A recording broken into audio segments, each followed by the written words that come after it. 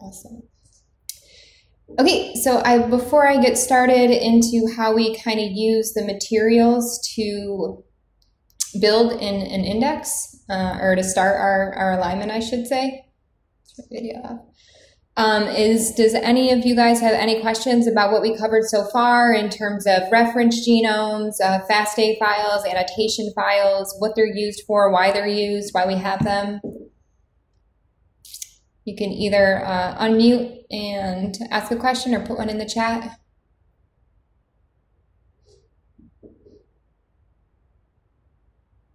Everyone's up to speed? Awesome. Okay, let's get into how our alignment tool that we're going to be using, STAR. And just to let you guys know, I went over the schedule. I ambitiously anticipated us getting through counts today. I'm probably going to end after we get through this alignment. So even if we end up getting through it before 5, I'll end after alignment and we'll pick up with counts tomorrow, because I know it's been a ton of information. So how does STAR utilize these FASTA files and GTF files, as well as our input trimmed FASTQ files, to kind of help us know where those sequences came from relative to our reference genome?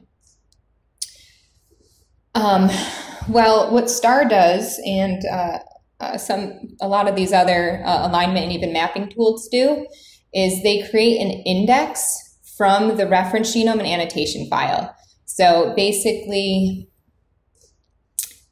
what it does is it indexes the information in that FASTA file with respect to the annotation file. And so that allows the aligners to organize and store the genomic context. So that way, when it's trying to find out where our reads came from, it kind of has a better organization way to start looking for where they came from. And that really makes the mapping or alignment process a lot more efficient. So this used to not happen, and it would take a lot longer with a lot more computational resources. So now most modern day aligners and mappers will create an index of the reference genome and respective annotations to kind of match up your reads to it more quickly. And so the STAR function has a mode. We're not going to go over all this. I don't want to overwhelm you more than I already have. So STAR has a function built within it called genome generate, and that function does just that. So it basically takes your reference FASTA file and your reference GTF or annotation file, and it builds an index, which is going to help it out when you're using STAR to do the alignment. And just some important things to note here. So, So some important things to note here with building this STAR index is that this index is going to, how it sets it up is going to be based on the length of the genome that you have. And so the default, and that's defined by this parameter here, the genome SA index n basis. So you give it an integer, but really we use the default here. In the default, so there's an algorithm to calculate this, again, based on the length of your genome that you're looking at. And the default is to use 14, which is used for larger genomes. And the nice thing about STAR is if you go to build a genome or an index using STAR, and your reference genome is actually smaller than the larger genomes like mammals, like mice, the STAR index function will give you an error, well, not an error, but it'll tell you after you make your index, it'll say, hey, actually the genome that you're working with is smaller than what you set this parameter for, and it'll give you a suggestion, and it'll say, why don't you try building your index again and use this for this specific parameter. So it's really nice and convenient. But so I always start with the default, and then I just check the output, and then if it yells at me, I will go back and regenerate it with whatever it tells me to use. So it's really nice. And then you want to specify where you want the STAR index to be put. And then, of course, you give it the FASTA file and you give it your annotation file. And then the other thing that you provide it is you want to tell it the length of your reads, -1. And that just helps with how it does its alignment. And so if you have, like we have, and I actually do this incorrectly, so do as I say, not as I do, I guess, is for this, because I analyzed this pretty early on in my learning, is that this specific overhang, which again is going to be your read length -1, if you have a mix of read lengths, like we did, as you notice, it's going to be your longest read length is the one that you're going to want to choose. So for us, remember we had a mix, and you always go by your raw reads, so your starting read length, because that of course is going to be the max read length after trimmed. And so our starting read lengths, we had a mix of them, right? We had 100 and 150. So if this specific option, the SJDB overhang option, is going to be our read length -1, what read length should we use? Yeah, 149. So Dick Shaw's got it right. Unfortunately, when I process these data, I actually did it with 99. But because so few reads are 150 base pairs in length, I went ahead and redid it with the 149 later on, and it didn't make too much of a difference in the differential expression, so I left it. And so after the previous step, I know it's a lot of text here. So after you build your index, so now STAR has an index that it knows how to identify different regions and different locations within your reference. And so once you do that, and once you build your index, you are now ready to do your mapping. And so STAR, if you go to the user manual of STAR, it is, I think the most recent version of STAR, the user manual is about 65 pages long. So if you guys remember when we were looking at the help menus of our Unix tools, we would see, a handful of options, maybe taking up half a page, some of them a page. Yeah, the user manual for STAR is 60 pages long. So there are so many options, so many ways to customize this and tailor this to what you're doing. It's a wonderful tool. It's incredibly robust. And luckily it has a lot of built-in defaults. And so this was probably one of the areas of contingencies in our discussions with the AWG when, after we selected STAR, was deciding what options we wanted to change from the default. And so this slide and the next slide contains all of the options that we use for mapping with STAR. And some of them are actually the defaults, but some of the defaults that I have were not the defaults in previous versions of STAR, which is why I indicate them. And so for each one of these options, I have a definition of what they are. So I'm not going to walk through all of them just because it's a lot. There's this whole page of options, and then I have this whole slide filled with options too, that these are all specified in our command that we're going to run for the mapping. And so I'm going to leave this to you guys as you have time, either during breaks during the boot camp or maybe after the boot camp, if you want to read through these options and what they are. You're more than welcome, and I encourage you to do so. And then if you have any questions about any of the options, like if my definitions don't make sense to you, please bring your questions to me at any point throughout the boot camp. So whenever you get a chance to read the definitions of these options, if you really want some further explanation on what the options are, go ahead and ask me the question. And then I do have the link down here to the STAR manual. So that 60 page long manual. So you can also search for these options and get more information than what I provided. So I definitely encourage all of you guys to do that. So after we run our alignment with STAR, we're going to get a couple outputs. We're going to get several outputs actually. So I want to talk about two pretty important outputs that we're going to be taking a look at as we're running the Jupyter notebooks, and then we'll get in and actually run this stuff. Okay. So one of the first outputs you're going to be getting is the STAR alignment log. And so this is going to tell you some information about how your mapping went. And so there again is quite a bit of information in this log. So I'm just going to point out a few areas that I look at often, so that way you guys kind of know what information it has.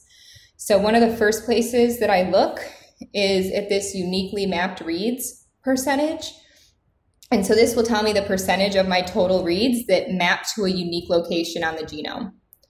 So these ones, of course, are unambiguous. We know the location in which they came from on the genome, which is really nice and convenient.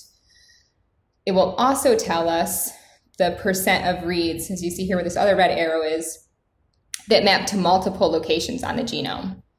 And so in this case, for this example I have here, we saw that 66% mapped uniquely, but then we had 20% of our reads that mapped to multiple locations on the genome. So that's something we're going to want to take into account when we're doing our counting. And we'll get into that a little bit more tomorrow. The other thing I want to point out here is that in the mapping, we tell it how many base pairs have to match up of the read. So we actually do 4% of the base pairs. So that means if you have 100 base pair read, and we told it that it can withstand 4% mismatches, how many mismatches will it allow and still align? You can write it in the chat. So if we say we're going to allow 4%, yeah. So I see a bunch of guys saying 4, for sure, yeah. So if we have 100 base pair read, and we say, as you're doing the mapping, if you have 96% of that read that maps to a specific location, we're going to say that that's a good threshold. But if you have anything less than 96%, then we don't want you to map it. We're going to say that that's too dissimilar. And so what happens is it'll go ahead and it'll try to map. And then we also have, of course, our read lengths are different sizes. And so there's a cutoff for the length of the read that's going to be being mapped. So if it's too short, and the cutoff again is 20 base pairs, then those reads won't map. And so, of course, 20 base pairs considering your 4% error rate. So in this case, we have 10% of the reads didn't map because they were too short. So there's a bunch of other information in this alignment log, and if you guys have more questions or are curious about the other stuff, we're going to talk actually more about the alignment log when we do it in our Jupyter notebooks, and I'm going to ask you guys some questions, which is going to have you kind of look at some of these other values that are given, but I wanted to point out those three because those are three of the main values that I take a look at in the alignment logs. In addition to an alignment log, could you talk about the map to multiple loci? For sure. So the reads that map to multiple locations. Our genomes, as well as the genomes of most organisms, are fairly repetitive. And so there are parts or regions of sequences that can be the same in different locations within our genome. So kind of, not to bring out my whiteboard, but I love to do it. Okay.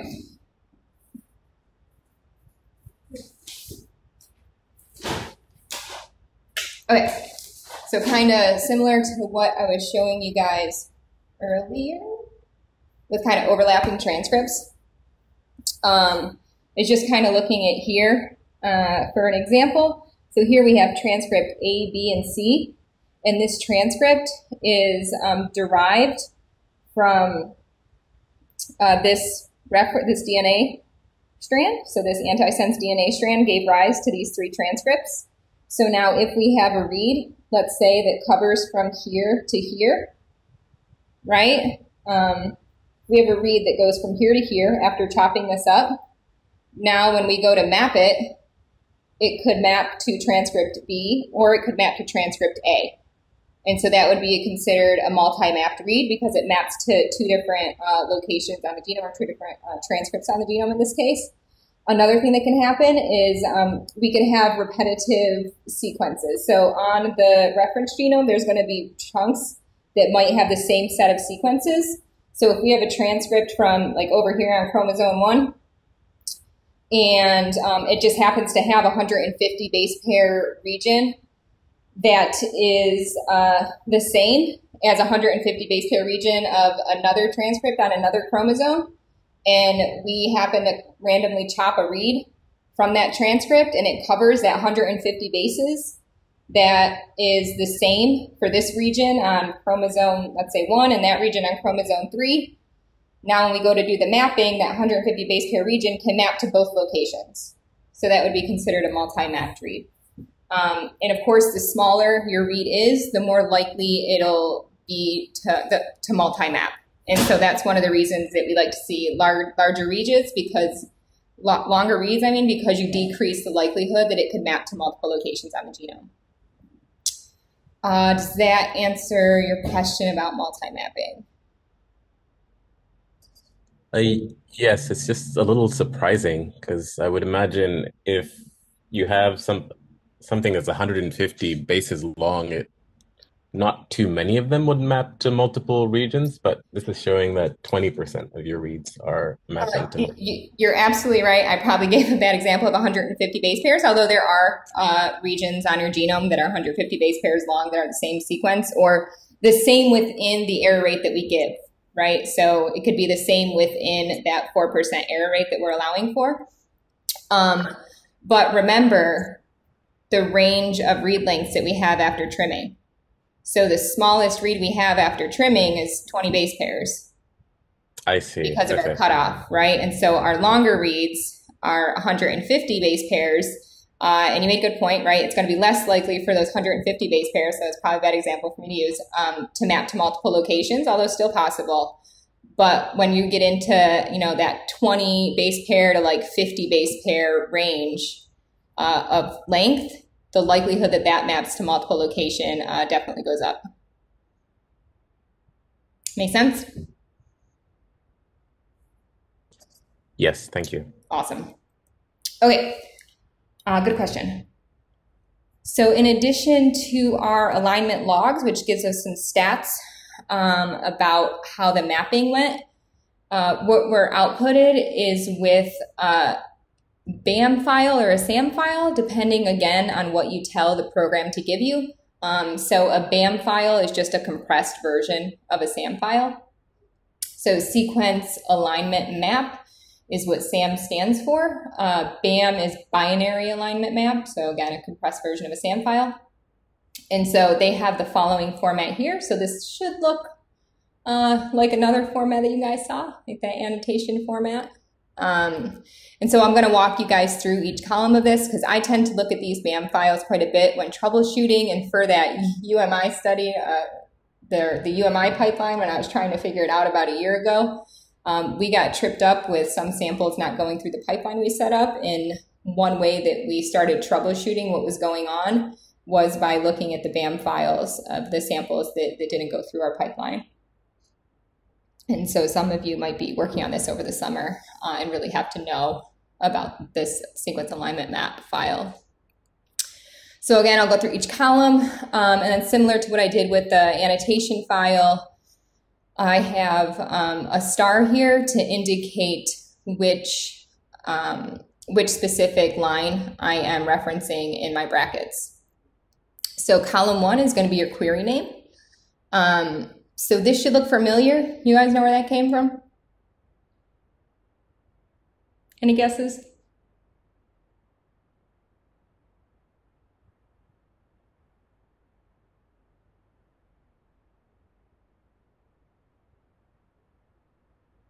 What was the question again? This query name here in column 1. So it starts with a J here in this starred one and ends with 1367 with kind of this random chunks of information in here. You guys saw something similar to that earlier in another file that we talked about. Any idea where that came from?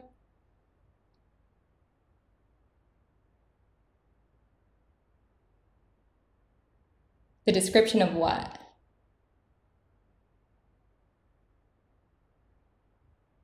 You're on the right track.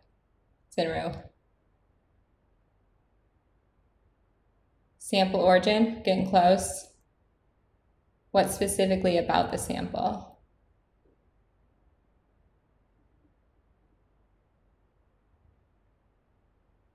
So it's actually the read header. First line from the FASTA quality, not FASTA, so your FASTQ file. So if you guys remember, kind of going back up here, looking at what a FASTQ file looks like. This first line that starts with an @ symbol in the FASTQ file, it's just got all these kind of weird letters and numbers in here, which gives us information about the flow cell, about the cluster within the flow cell. And so remember, when we're doing the alignment, we're actually mapping these trimmed reads back to the genome, right? And so each read from our trimmed FASTQ files is going to be mapped. And so now how we know where each map was read, or where each read was mapped to, excuse me, is because it gives us back the information about the read. And you'll see some more coming from that FASTA file too in this alignment. So this here is the that first line of the read header to tell us which read this information, this mapping came from. Yeah, so this is the read that was mapped, and this is the information from that mapped read. So that first line is going to be your query name or your query template information. So that's found in line 1 of that trimmed FASTQ file. Your next column, which is here, is going to be a bitwise flag. And so this is going to be information about the alignment encoded into bits. And thankfully, we don't have to know how to decode this. So we don't have to shift through a table like we did with those ASCII2 characters to determine the quality. Thankfully, the Broad Institute developed a SAM flag decoder. And so we can actually just go to that website, type in this flag that we see here, and learn what information there is about that. And so let's do that for this one. So for this one, the bitwise flag is 83. So let's take a look at that Broad Institute. I think I already have it up somewhere.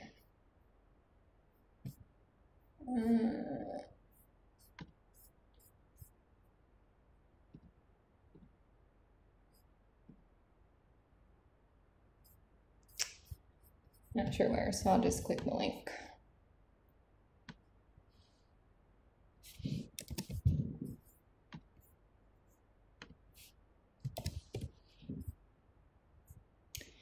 So we can just go right to this file here, and then let's take a look at what that bitwise thing was. So it said 83, so we just go ahead and put that 83 in here. I obviously already looked it up before.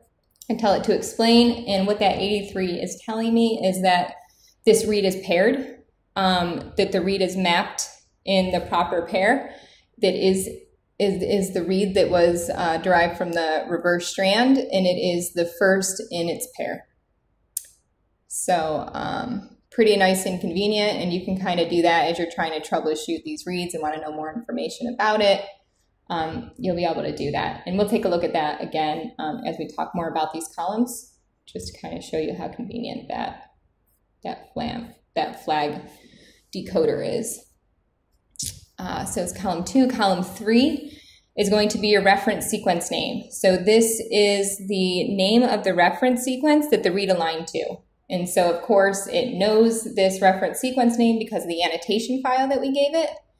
And so based on the sequence and where it aligned, it can pull that coordinated information from the annotation file to tell us actually the name. And because we gave it an ensemble reference and an ensemble annotation file, the name of this reference sequence is going to be in the ensemble format.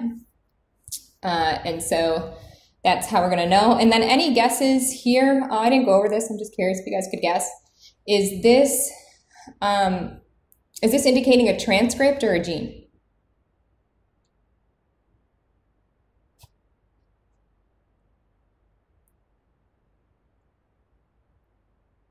Any guesses?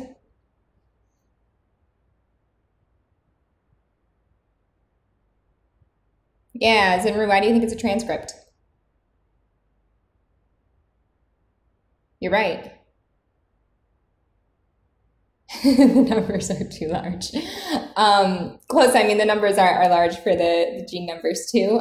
But yeah, good guess for sure. It actually, in ensemble annotation, so it starts with the ENS, which stands for ensemble. The MUS is for mus musculus, which is the mouse. And then T is how we know it's the transcript. So if it was a gene, that T would be a G. So this is a transcript, so that's what we know from the third column. From the fourth column, it tells us position information. So this is going to be the one based leftmost mapping position. So it's going to be the position on the reference genome in which the leftmost base of the read aligns to. And when it's reporting the alignment information, even if the reads are in the opposite orientation, right? So even your reverse reads, when it does the alignment, it's going to do it in the 5' to 3' direction. And so this is telling us here, if we look at number 4 for our example line, which is the second line here, that's the read we're using, we see that it's at position 1845. So of this reference transcript, if you look at the sequence from start to end of that transcript, where the read aligns, it will start at position 1845. Your next column, column 5, is going to be your mapping quality. And so this is going to be equal to the -10 of the log in base 10 of the probability that the mapping position is wrong. And so you can go onto the Samtools link that I have here, this PDF file, and learn a lot more information about MapQ and what kind of these numbers. 3 is actually good quality. 255, however, indicates that the mapping quality is not available. And so this mapping quality is going to be used or can be used when you do your quantitation. So you can kind of tell when you do your quantitation if the mapping quality doesn't meet a certain threshold that you don't want to count it, if you want to, depending on the quantitation tool you're using. Number 6, we have here, this is the cigar string. I can't remember what cigar stands for off the top of my head. Why would mapping quality not be available? That is a good question. I used to know that, but I did not look it up again before, so I'm not sure off the top of my head. Lauren, do you know?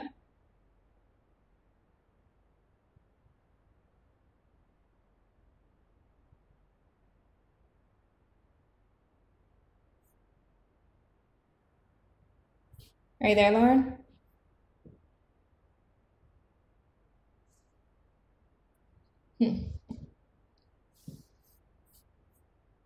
I'm not sure where Lauren is, but yeah, I'm not sure off the top of my head, but I will look that up again because I kind of want to remind myself of it too. I used to know that information is also in this PDF too. So you can also go and take a look yourself, but I'll make sure that I look that up and let you know first thing tomorrow.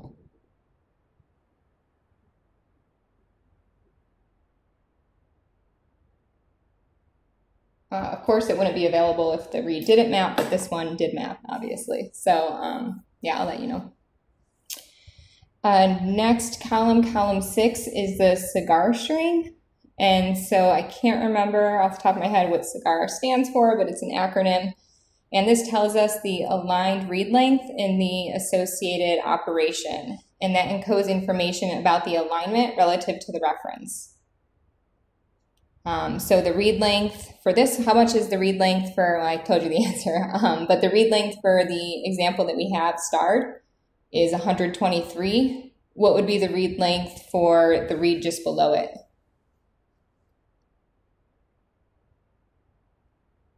Yeah, Hannah, that's right, 148.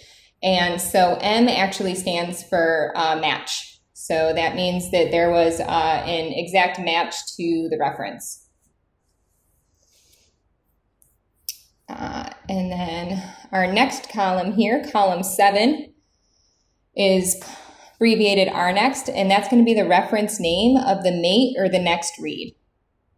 And so the reference sequence name of the next aligned read in the template, if it's going to be the same, it's represented with an equal sign. Next is going to be pNext, which is going to be the position of the mate or the next read. And so this is the one base position of the next aligned read in the template. And so the next aligned read in this template is going to be at 1845. Number 9, oh, what does mate mean? Oh, mate pairs. So these reads, so when you're mapping both your forward and your reverse read. And so a mate is, so it's going to be, so if you're looking at a forward read, its mate would be the respective reverse read. If you're looking at a reverse read, its mate is going to be the respective forward read. And then so T-len is the observed template length. So it's the length from the leftmost position of read 1 to the rightmost position of read 2 for an aligned paired end sequence data. And for this, we see it's negative 123. What do you guys think that means? What does a negative sign mean?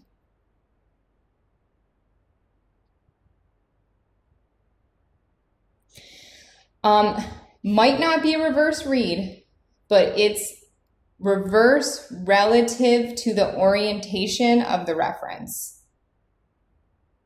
So whatever, so your reference genome can come from your sense DNA strand, or it can come from your antisense DNA strand. And so I believe for this specific transcript, but we would have to go to the GTF file. So your annotation file will tell you if this transcript on the reference genome is from the sense strand or the antisense strand. And so what this tells me is that it's from the reference genome was actually, so I know it's a little confusing. So the minus is the read orientation relative to the reference. So this is in the opposite orientation. The negative means that it's in the opposite orientation relative to the reference. So if your reference is antisense, and this read is in the orientation opposite of your reference, since your reference is antisense, the orientation of this read is actually sense. I know it's a bit confusing and kind of tough to wrap your head around. But yeah, and so one way, another way to know if this is actually a forward read, which could also give you information about if your template is in the, if your reference is in the forward or reverse direction, is when we looked at that SAM flag, or that bitwise flag in column 2. Remember for this one, we looked up 83. And so when we looked up 83, it'll tell you if it's the first in the pair or if it's mate. So when it says read, read means the forward read and mate means the reverse. And so it says that it's the first in the pair.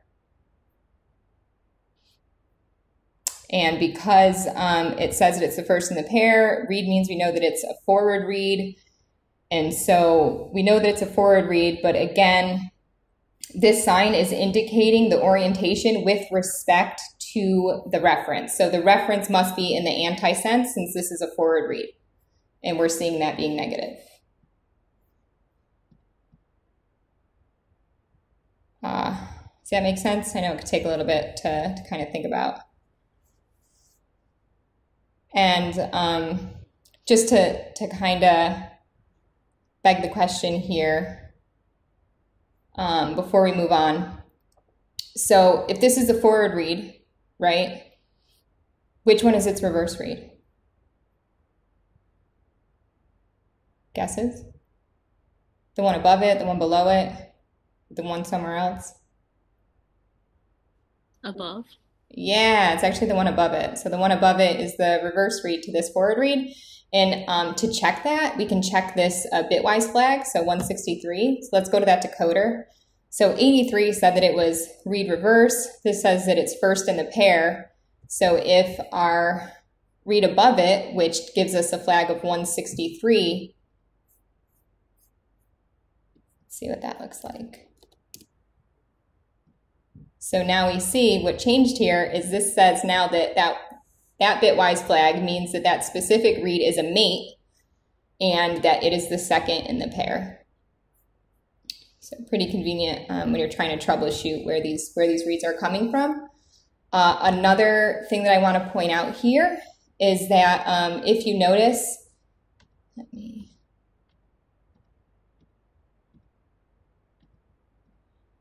one more. Okay. Oh man. Okay, so if you notice the position here, so number 4, we see the position of the one base leftmost mapping position. And remember, no matter the read orientation, it always maps in the 5' to 3' direction. So where is the firstmost mapping position for these 2 read pairs? Where is it for the forward read, which is here? And then where is it for the reverse read? In what instance would it matter whether you're looking at the sense or the antisense?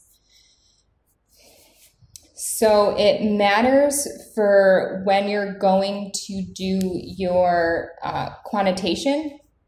So, well, in your mapping and then also in your quantitation. So if you want to know, for instance, remember we started today talking about strandedness.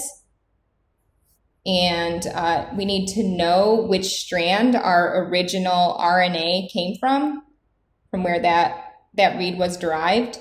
So that way we can accurately determine what RNA it came from when we have the read, right? So we need to know the orientation because we have an overlap in the sense and RNAs that are made from the sense and antisense templates of the DNA. And so knowing the original orientation of the RNA from which our read was derived is going to allow us to know what gene your read when it's mapped, and it can map to both the sense and the antisense strands to know which one it actually came from. We're going to need to know the orientation of the original RNA.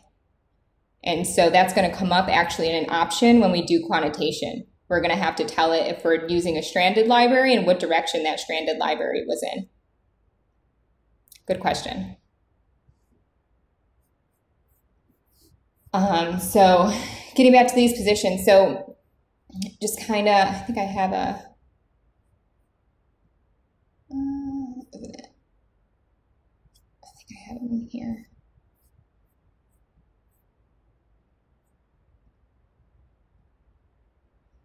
I looked up some stuff that I thought would be useful.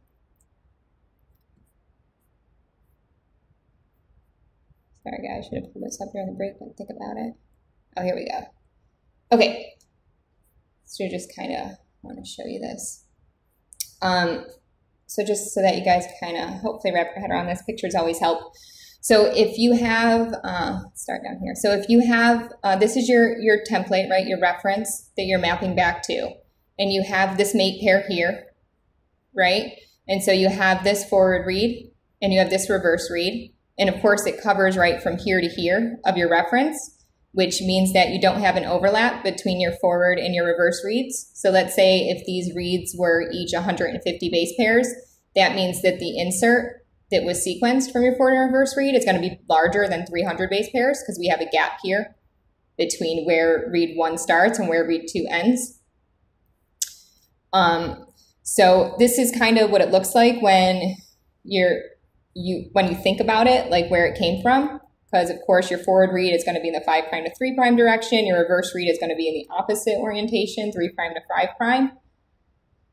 5'. However, when you have your SAM file, what it actually gives you is it always gives you the information of your reads as though they're going from 5' to 3'. So that's why you start to get negatives if it's in the opposite orientation of your reference. And so it's start location. So here you can see obviously that the start location, so the start location for the read is always going to be the 5' location, looking at it like this. So even your reverse read is going to be flipped in the SAM file. It's just going to have a negative. Shouldn't say that 'cause it's relative to the reference. So you could see that the starting location for this forward read and this reverse read are different, right? That information is given to you in this starting position, right? So what you notice here, we know that this is a mate pair, right? So we know that this is the reverse read on top, the forward read on the bottom. but we see that they both have the same starting position. So what do you think that means?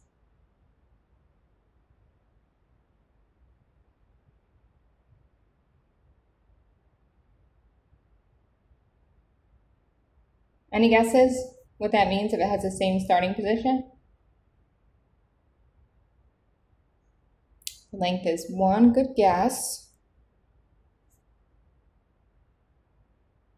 100% overlap, you got it, Felix. So that's what it means, right? So this obviously is not overlapped. We see a gap here, but imagine if our insert was only from here to here. And so then when we sequenced in the forward direction, we would have 5' to 3' like this. And when we sequenced in the reverse direction, we would have 3' to 5' like this, and it would be exactly over. And because the starting location is always from 5' to 3', so it'll reverse that reverse read. And so what we would see here is that when we looked at it in the SAM file, this would be kind of shifted over if it had 100% overlap of the insert.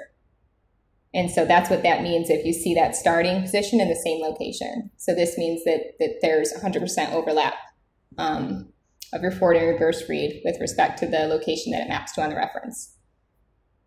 Does that make sense to everyone? Does anyone not getting that?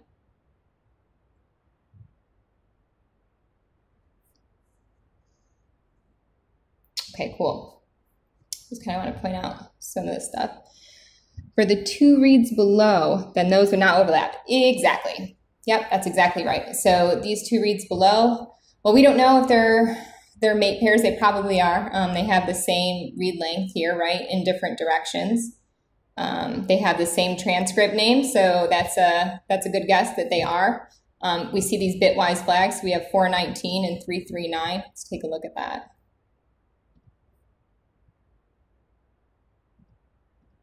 I'll do this in a bit.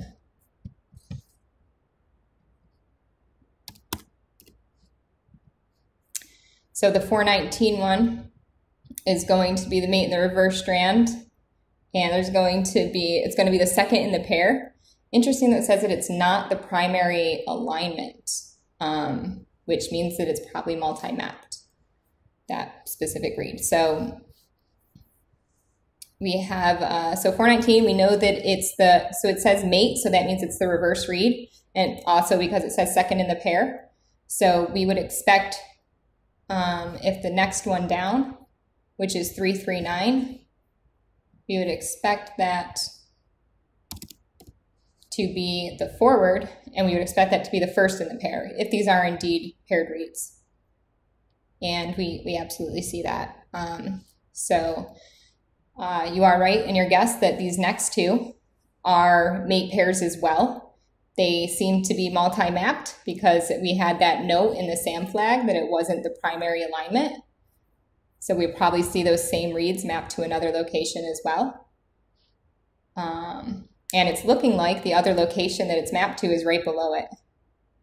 So that's pretty cool, right? So now if we look at the flag here, so we see the same flags, right, that we saw for this mate pair as we see here. And you remember that mate pair, it didn't indicate that it wasn't the primary alignment.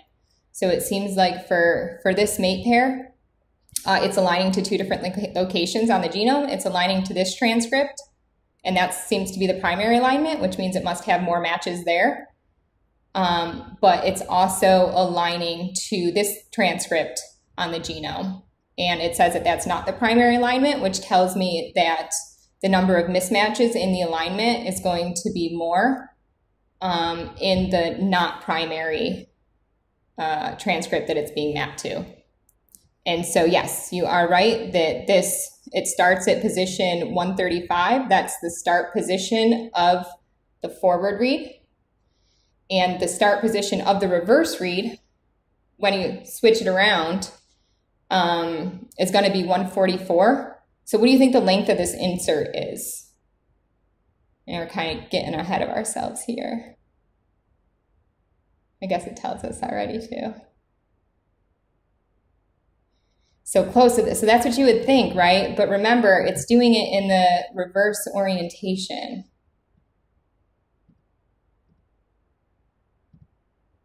No.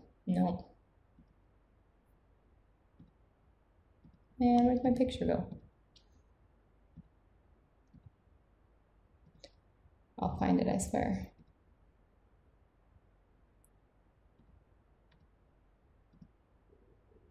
Maybe I won't find it.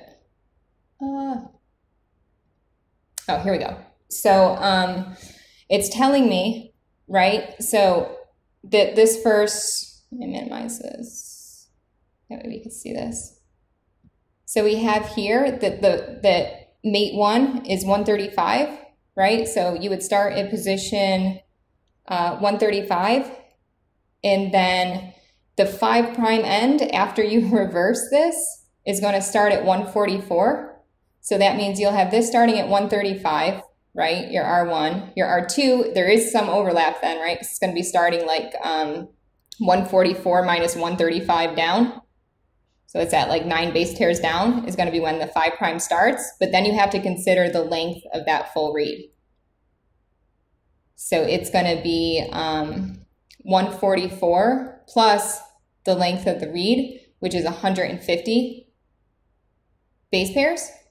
And so it's going to be 144 plus 150, which is going to be 294 minus 135.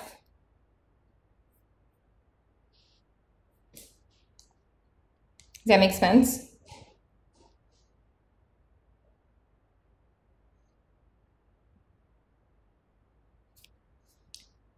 Yeah, and so then that total insert side is also reflected here, right? So in this 7th column, that's going to tell you your insert length, and that's how that insert length is calculated. So again, we'd start at position 135 of read 1. Read 2, because it reverses it when it is sitting, or when it's showing it in the SAM file, but it's overlapping somewhat. So it starts then 9 positions down to give it a start position of 144. So 135 plus 9 is 144. And then we have to account, since that's the 5' end, we have to go all the way down to the 3' end. So we have to go the length of the read. And we know the length of the read because of column 6. So it's 150 base pairs. And so that's why we do the 144 plus the length of the read to give us where that read 2 ends. And so that's how we're getting that 294 position of where technically read 2 ends. And so then if read 2 ends at 194 and read 1 starts at 135, 194 minus 135 is going to give you 159 of your total insert size. Does that make more sense? Hopefully. Awesome. Cool. Yeah, so tons of information, guys, in this file.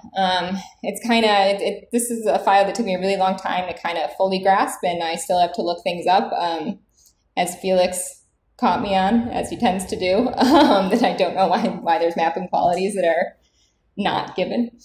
But it just has so much information and so much valuable information about what's going on. And so kind of hopping back, so we pretty much covered all of this, including number 9, which is our template length. Now we know how that template length is calculated. And so column 10, what is column 10? These ... means that I shortened column 10 and I also shortened column 11. So what do you guys think column 10 is?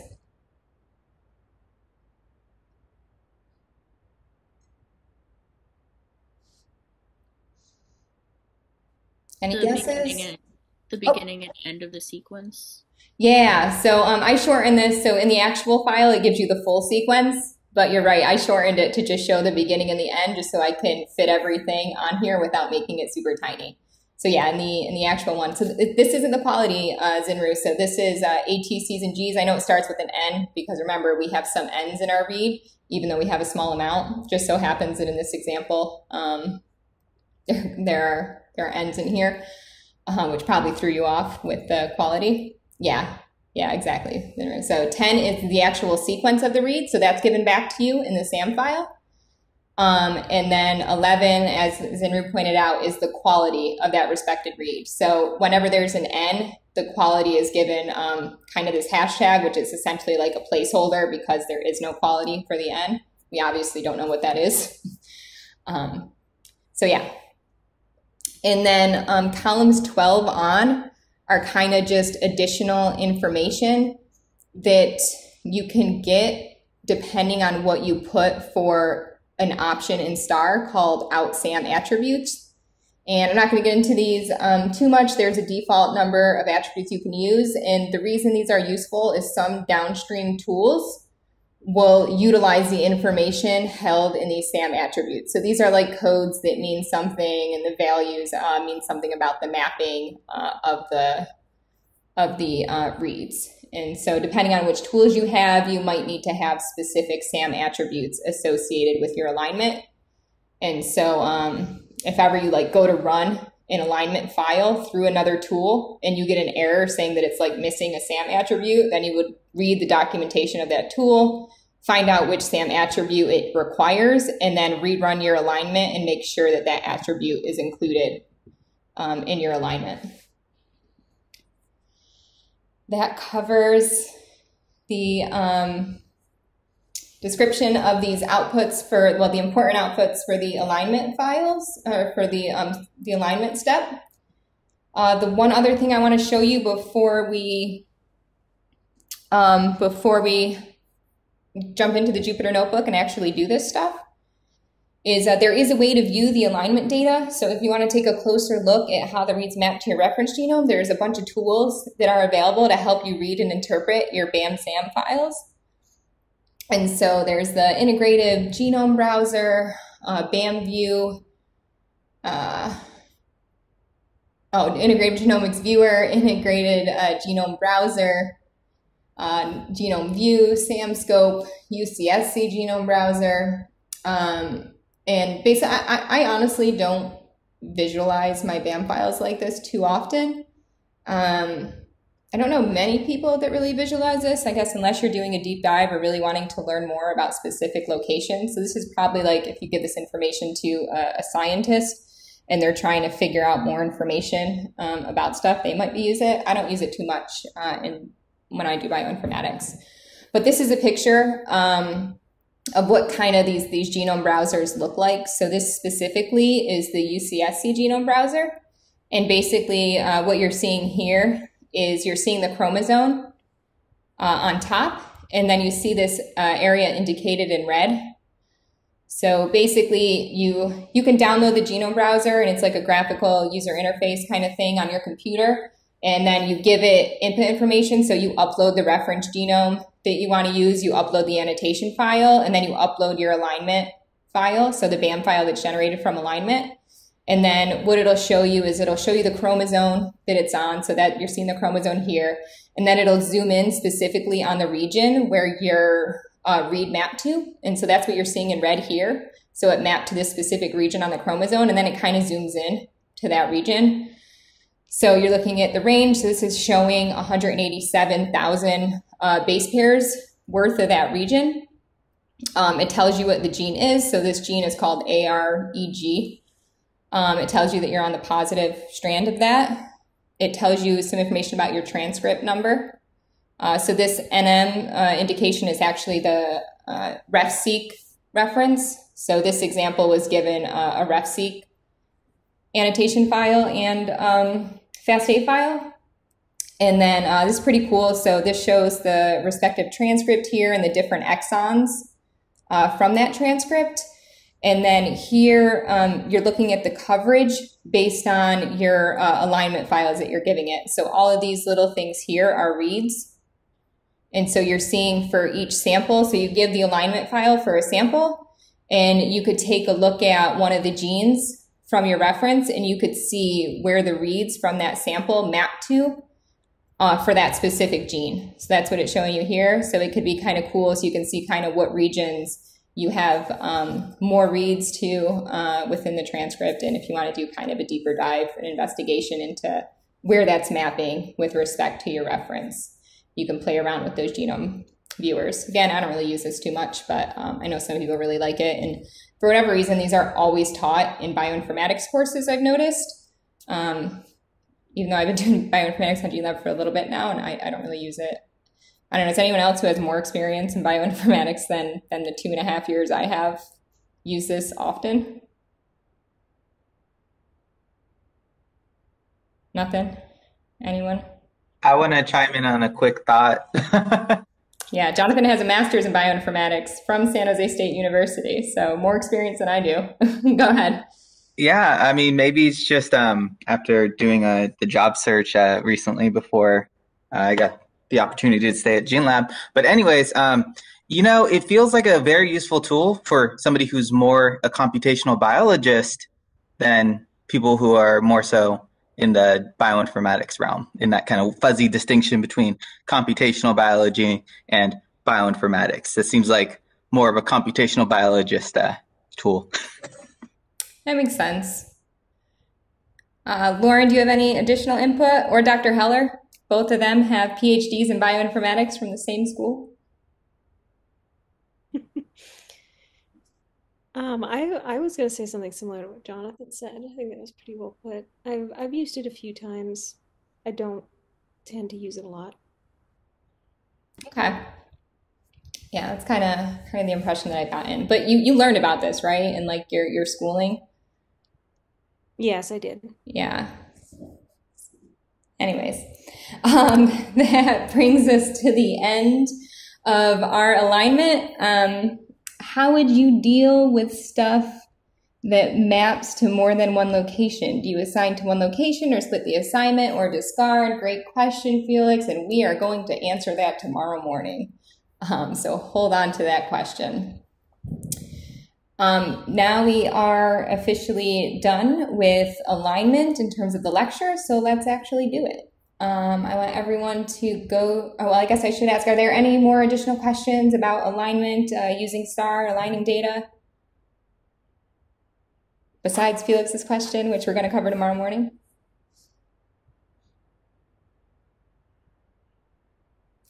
Okay, cool. Let's do some alignment now. I want everyone to hop back onto your Jupyter notebooks. We're going to kind of continue right where we left off.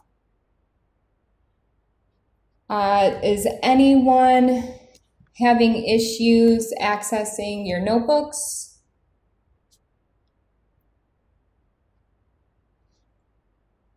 Okay, I assume that means you're all with me. And so as I mentioned in the lecture, so the first thing that we are going to be doing is building a STAR index for the reference genome.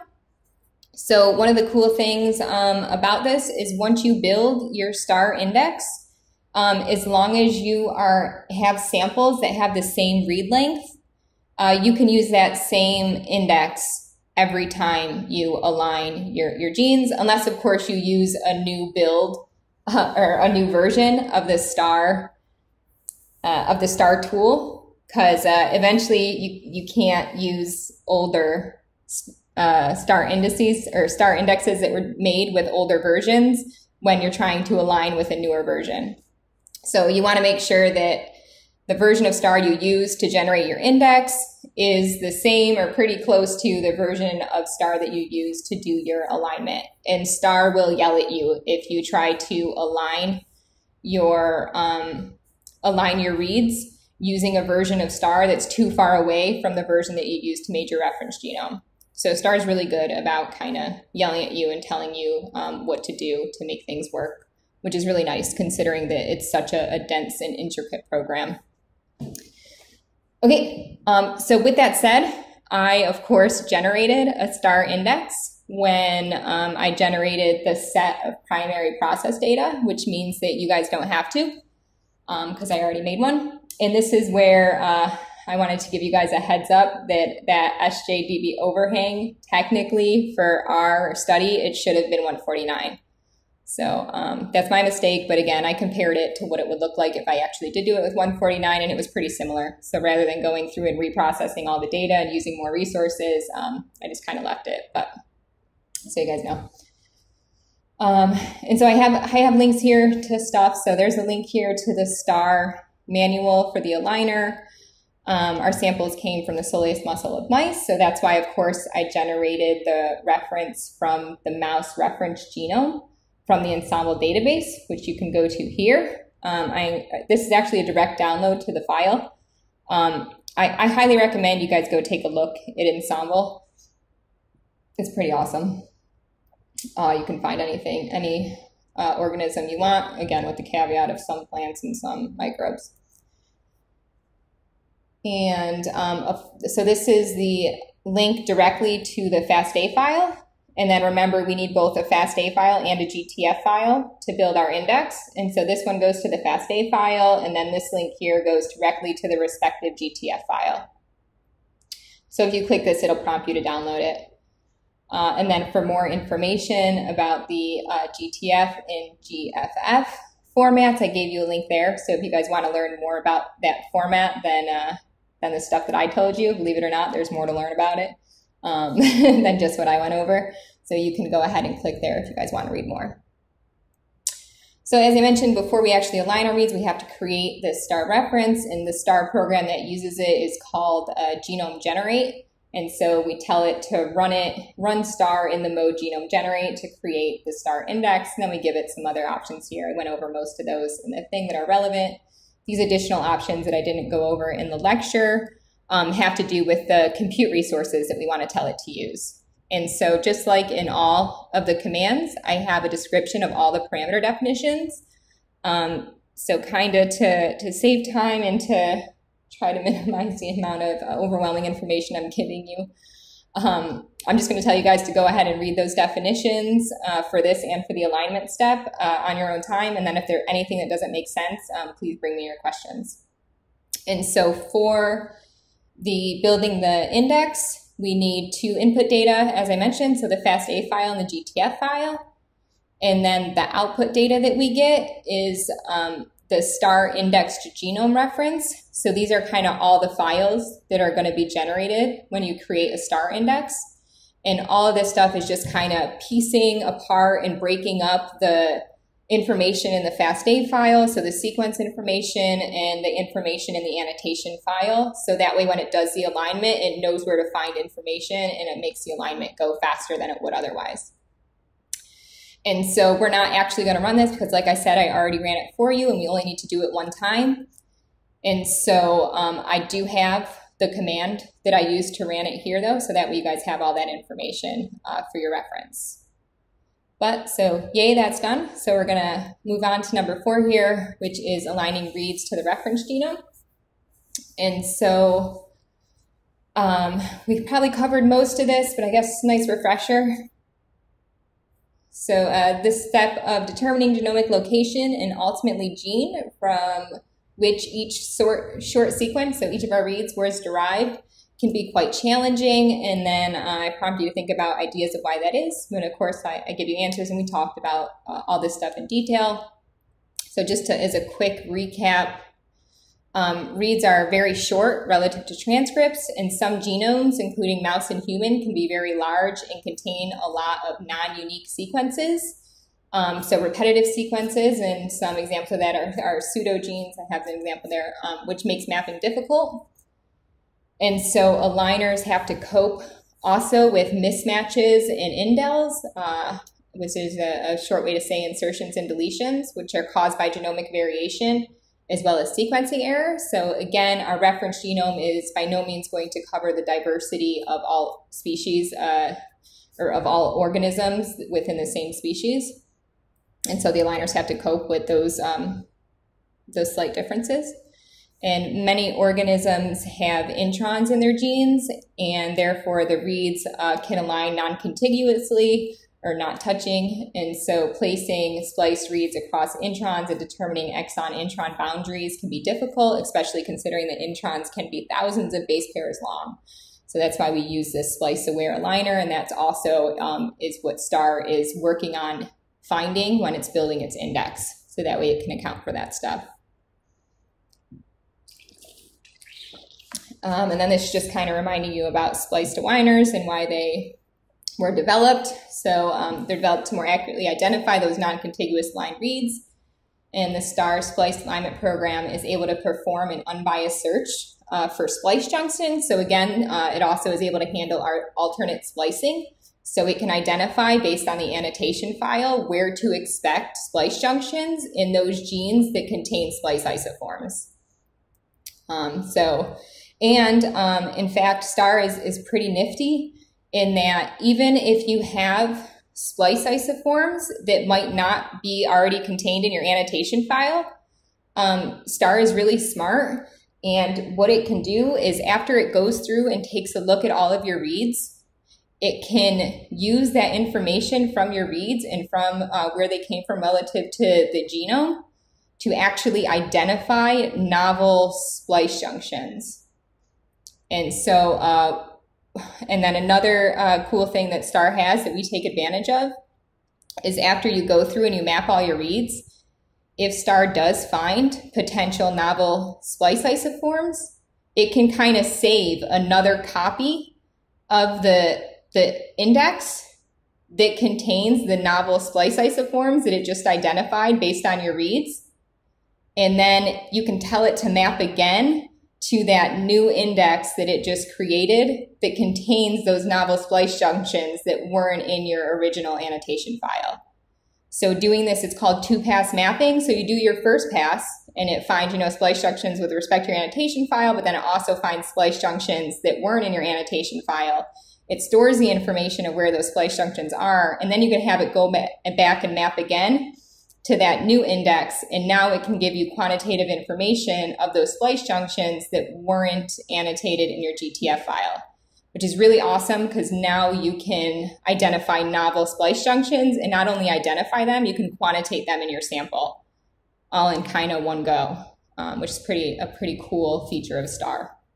And so we take advantage of that, and in order to do that, you run STAR in a mode called two-pass mode. So that's one of the insane amount of options you have in STAR. It does take a little longer because, of course, you're doing the mapping twice, once to your original reference, or once to your original index, and once to the index that STAR made after doing that first mapping. But it could be worth it because you can identify new stuff, which is always really exciting. So that's kind of what all this blurb of information is describing. And then so I put the STAR options on across two slides that we use. And again, it's about 62 pages long, I think the manual is. So there's a ton more options even just than what I'm showing here. These are just some of the ones that we indicate and some of the ones that we have that are different than the default. If you don't see an option indicated here, and if you read the STAR manual and notice that some options are required, the options that are required will have default settings. And so that means if I didn't indicate it here, we use the default. And STAR actually requires a ton of compute resources. It's really good at what it does, but it comes at a cost, that cost being computational resources. And so this is another one where rather than us running it directly, we are going to submit it to the Slurm Job Scheduler. And so for those of you guys who are interested in all of these options, you can read about those, the definition of each one of those. I wrote them all out for you here. And then as you guys are reading through these on your own time, again, if you have any questions about any of them or if something doesn't make sense, please feel free to ask me either tomorrow or really any time in the rest of the boot camp. And so to do this alignment step,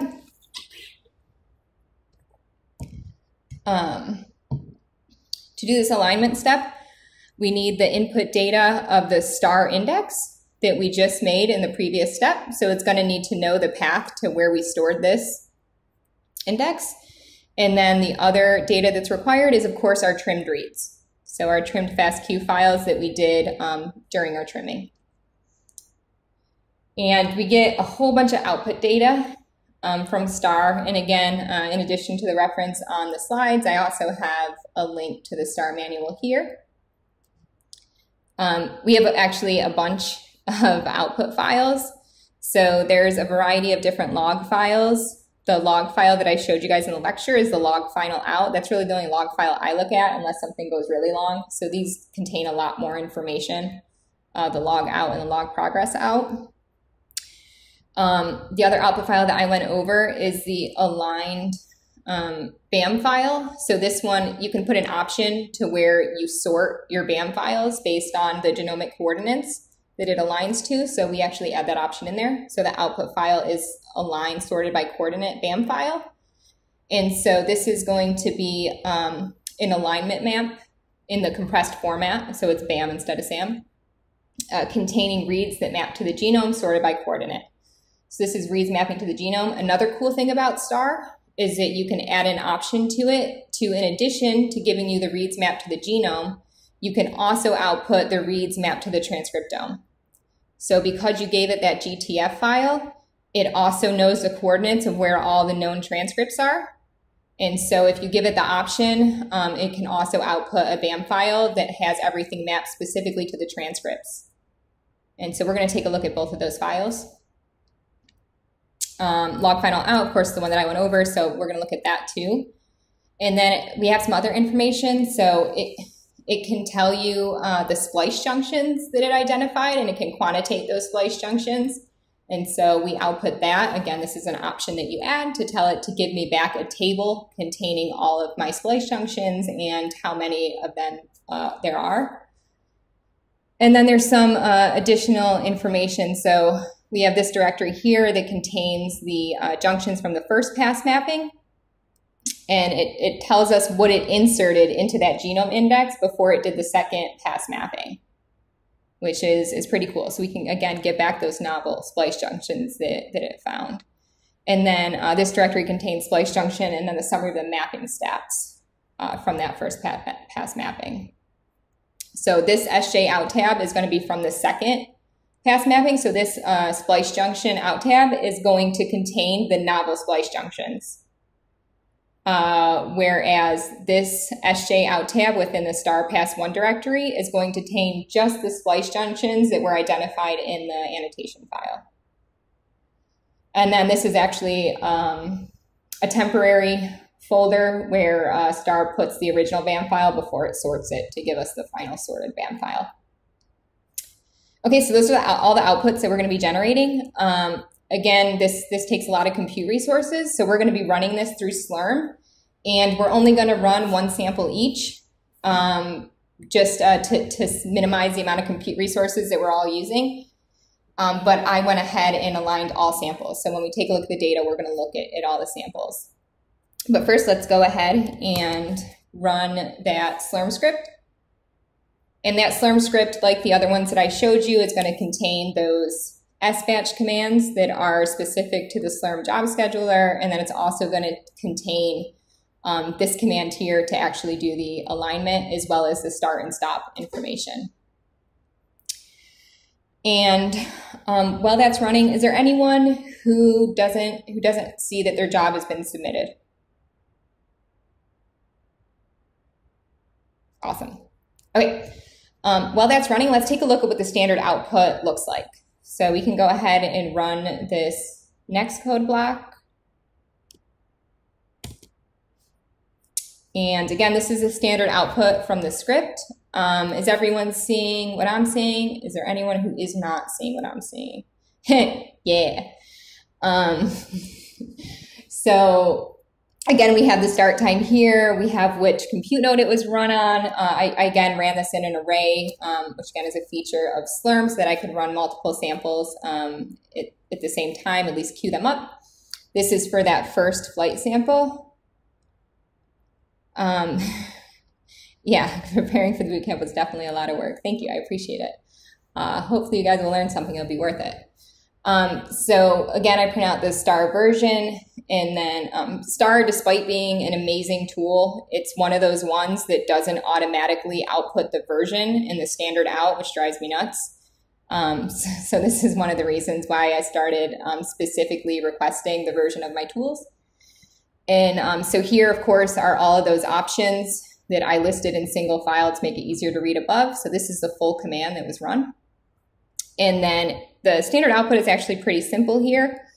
So it'll start the star run. It'll tell you when it loads the genome. It'll tell you when it starts the first pass mapping, because remember, we do those 2 passes to try to identify the novel splice junctions. It'll tell you when it finishes the first pass mapping. It'll tell you when it starts inserting those new junctions, so those new splice junctions that it found into the reference index. And then it'll tell you when it starts doing its second mapping. It'll tell you when it finishes, and then when it finishes, it has to do that sorting because we told it to sort by coordinate. So it'll tell you when it starts that, and then if everything goes nice and smoothly, it'll say finish successfully when it's all done. So whenever my star jobs are done, I look for that finish successfully. And so as Hannah Lee pointed out, oh my God, 16 hours. Yes, Felix, good point. So when I ran this, I actually set up the Slurm script to have it only run on one core. I didn't realize I was doing that. It depends on how the Slurm Job Scheduler is set up. So when I kind of went through this with Stephen Boring, your guys' system administrator, he made that same suggestion, Felix, that you did, is to tell Slurm to use more CPUs. So there's a command called ntas for Slurm that you can tell it how many cores to use.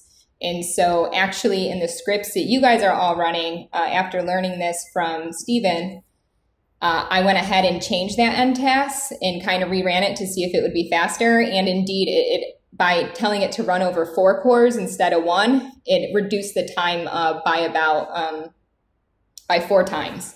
And so your job should take about 4 hours to run fully. But luckily, I already ran these data, so we don't have to wait those 4 hours for your guys' jobs to finish before we can take a look at the outputs. And so before we get into that,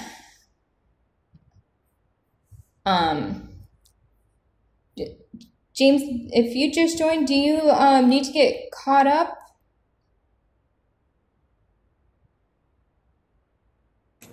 I just got kicked off, but I'm fine. I'm back. Okay. If you need to get caught up, just shoot a message in the chat and you can hop into a breakout room with Lauren and she can catch you up. So if we take a look at the standard output from STAR, just kind of prompt you guys to answer these questions is, did the STAR alignment finish and did it finish successfully and how do you know? STAR makes this pretty easy to know. You guys can write your answers in the chat.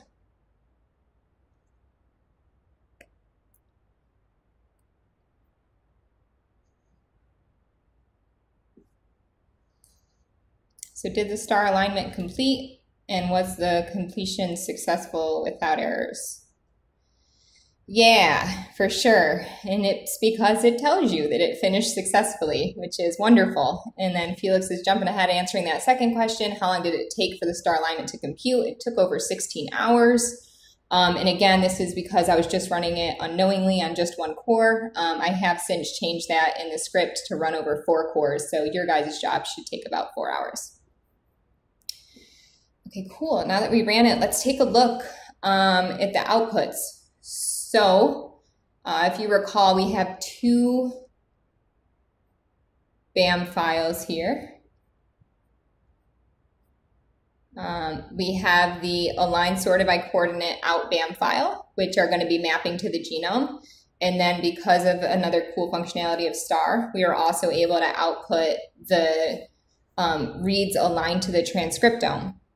And so we'll take a look at both these files, but because our next step when we do the quantitation prior to going into differential gene expression, so for differential gene expression, we're just going to be interested in the transcripts, right? So expressed genes. And so what I'm going to have you guys look at first is the align to transcriptome out BAM. So this is going to be the align to transcriptome. So you guys can all go ahead and run this. Oh, and I should mention that because the BAM output is a compressed form of SAM, you can't just cat it because you can't just open up a compressed file like that without uncompressing it first.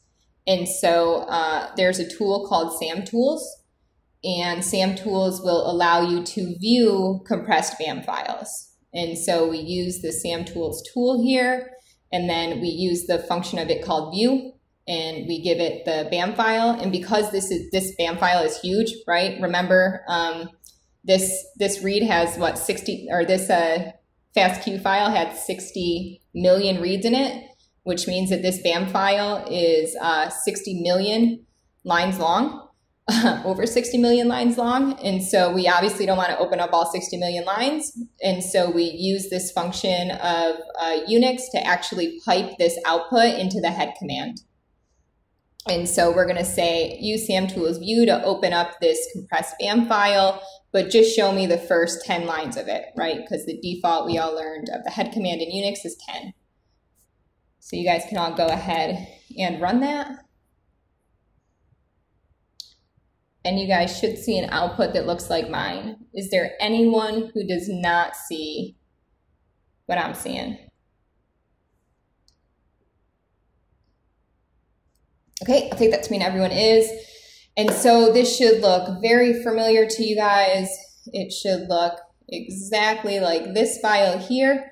The only difference is, remember I told you that I kind of removed the full sequence and the associated full quality scores.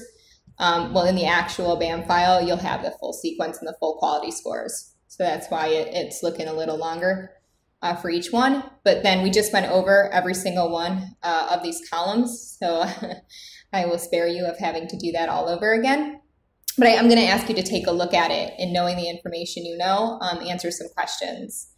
So I'll keep this up here, and just to remind you guys all, again, just like what I had in the lecture material, I know it's a bit redundant, but just so that you have this information in 2 locations, this will also tell you what each column indicates. And so taking a look at that BAM file, I'm going to prompt you for some questions. So I'll put the BAM file up here and kind of ask you the questions. I have it on another separate sheet. So how many transcripts are represented in the BAM file that we're looking at? Then again, this is just the beginning of the BAM file. So how many in just this beginning of the BAM file? How many transcripts are we seeing? Put your answers in the chat.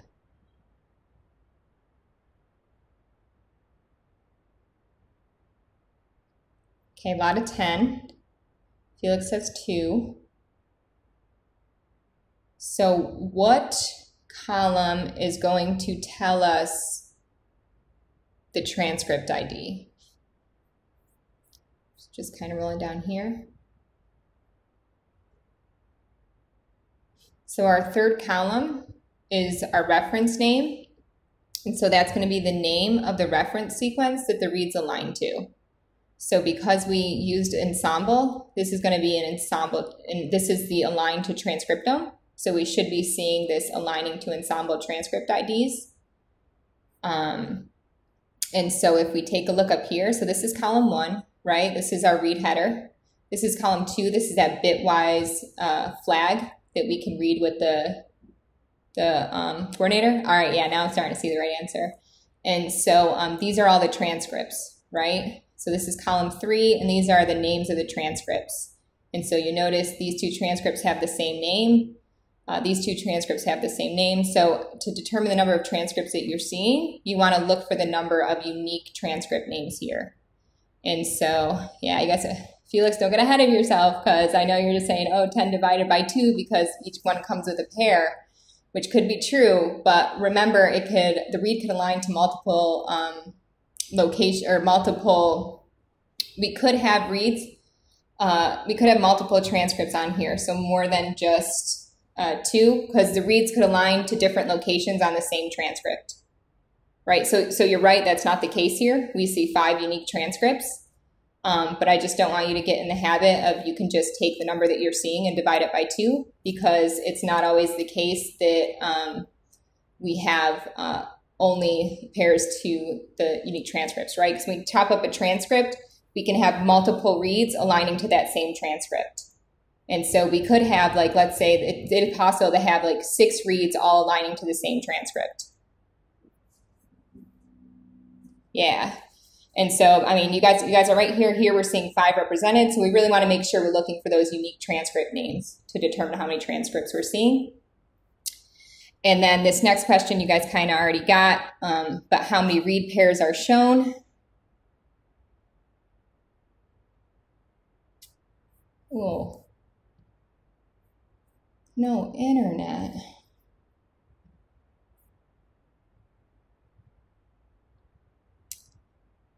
Don't know if you guys still hear me, but I just got disconnected from SJSU VPN.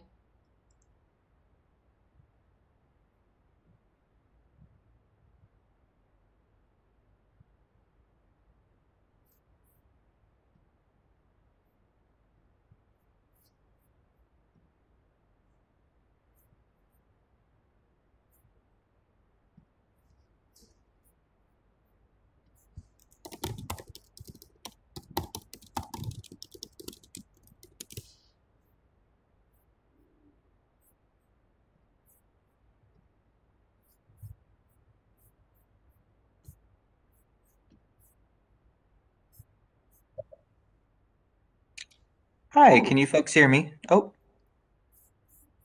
Yeah, can hear you. I got oh, disconnected from San Jose State VPN. oh, sounds good. Working on it.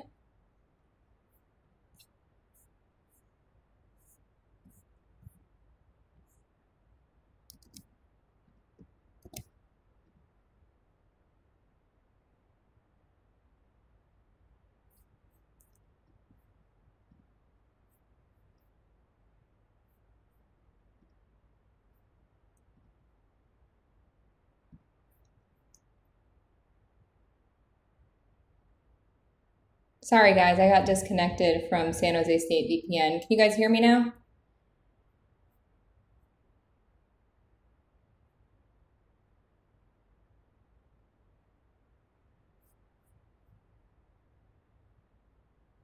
Can you guys hear me again? I got disconnected from San Jose State VPN. Yeah, I can hear you. Awesome. We can hear you now. Okay, sorry about that, guys. Let's go back down to where we were. It's just another nice thing about Jupyter. I have not been control S-ing and saving as I go, but it automatically saves, which is nice. Okay, so we're taking a look at this aligned to transcript file, answering some questions right now. So I'm gonna pull up my questions again. So how many read pairs are shown? I think you guys kind of got at this already.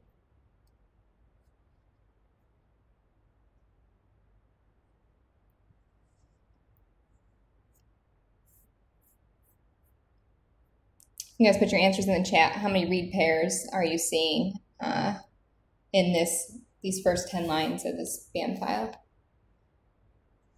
2 read pairs?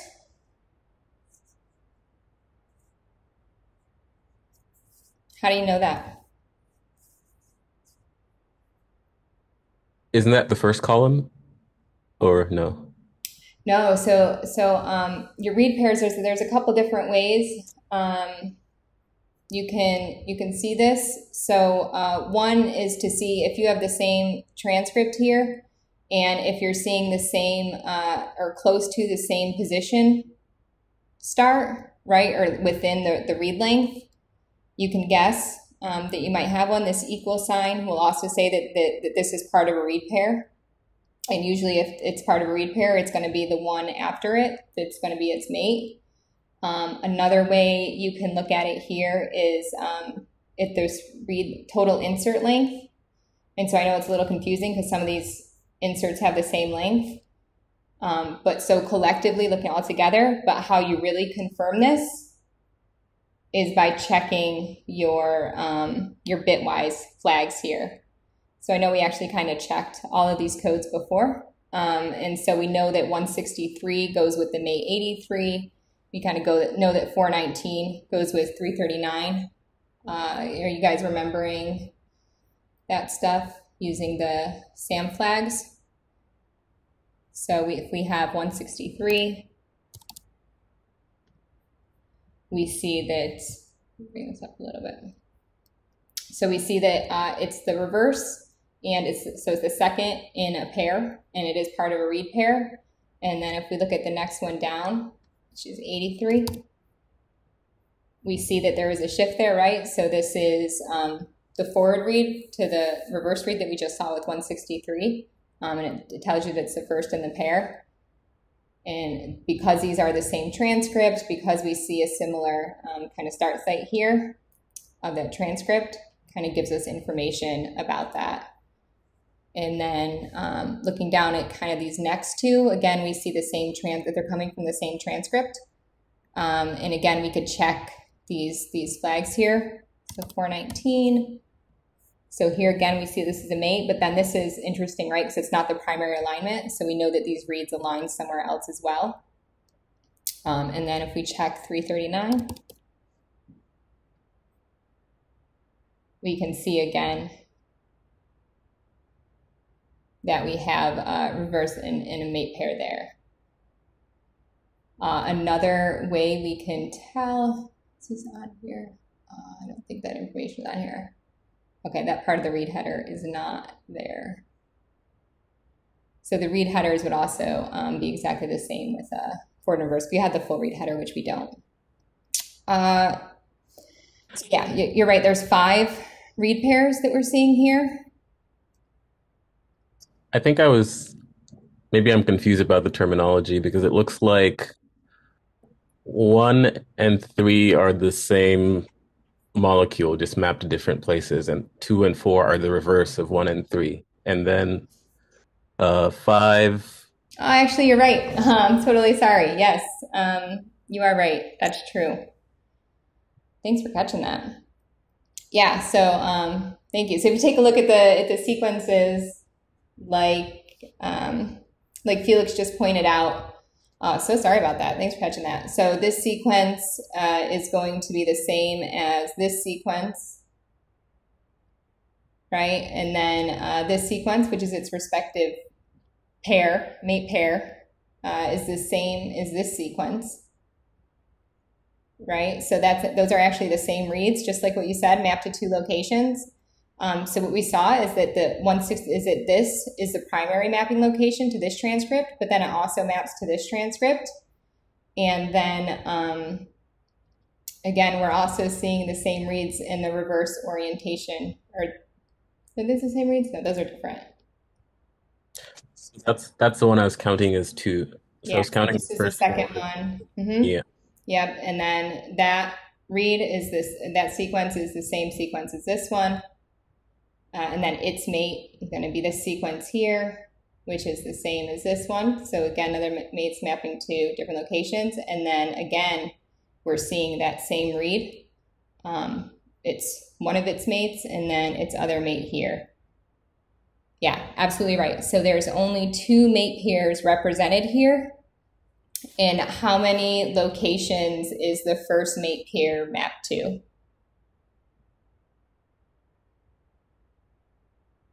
So this mate pair that we saw here, how many locations is this mate pair mapped to?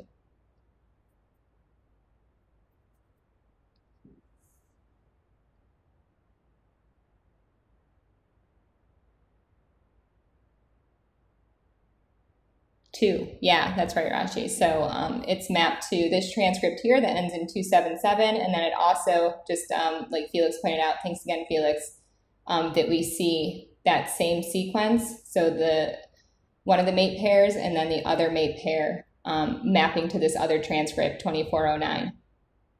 And so that's that first set. And then this is a different sequence. So this is one mate pair and this is its respective mate pair. And then we see those 2 mate pairs repeated for 3 times. So we see them shown mapping to the transcript ending at 7038. We see them mapping to the transcript 75751. And then we also see them mapping to 45243, right? So that second set of mate pairs, how many transcripts are they mapping to? I know I just kind of told you, but just for completeness. Yeah, 3. So pretty interesting that we have only 2 unique mate pairs here, and yet we have 5 transcripts that we're covering. So our first mate pair is mapping to 2 of them, and our next mate pair that we're seeing here is mapping to 3 different transcripts, right? And so this begs the question of where do we think that it actually came from? So again, prompting you guys to think about that and how we figure that out, and we're going to be covering that tomorrow. Thanks again for catching that, Felix. I appreciate it. Okay, next question. How many reads are aligning to the same orientation relative to the reference? And how many of these reads are aligning in the opposite orientation relative to the reference?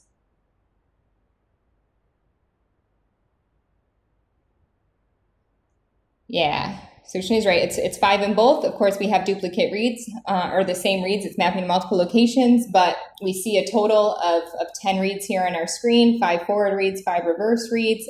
Granted, 2 of those reads are the same and the other 3 are the same. But we do see that 5 of them are mapping to the same orientation relative to the reference, is indicated by a positive value in this column here. So in the T length column, and 5 of them are mapping to the opposite orientation of the reference, indicated by a negative sign in this t-length column. Awesome. What are the min and the max template lengths shown? So what are you seeing as the minimum template length, and what are you seeing as the maximum template length?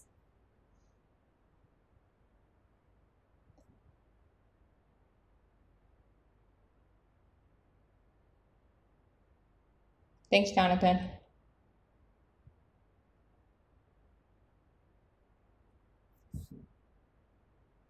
You guys have any guesses at min and max template lengths? I know we're getting close to the end of the day. People are tired. So the minimum template length is going to be 167. Again, this column here is template length, and the maximum template length is going to be 203.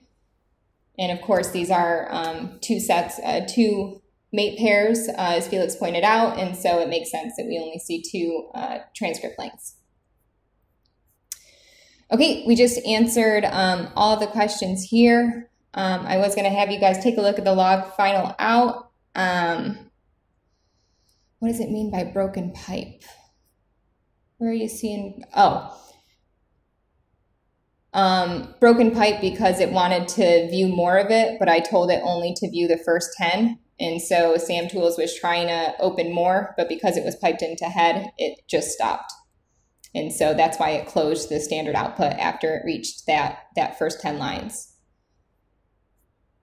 Okay, guys, we're 1 minute to 5.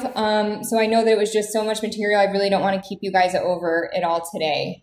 So we had a nice look at this line to transcriptome BAM file. We'll start tomorrow by just doing a quick overview or a quick review of this. We'll take a look at the log final out of our alignments, and then we'll compile those alignments tomorrow morning, and then we'll get into counting. And so we'll probably finish up the rest of the fast queued accounts portion of the boot camp by lunchtime tomorrow, and then start getting into some of the data analysis. And you guys can hear someone else's voices other than mine, because Lauren will do all the data analysis stuff. So thank you guys so much. Really awesome questions today. I know we didn't get it as far as I had anticipated, but it's because you guys asked really awesome questions. So thank you so much for your questions. They've really been great. I'm glad to hear that you guys seem to be picking up on this stuff, because it is a lot of information. So you guys should be proud that you're being able to follow this, and that you're doing such a good job at asking such great questions. So enjoy the rest of your day. And I will see you guys all tomorrow, and we will pick up right where we left off. Thanks, guys, for the appreciation. I'm gonna go.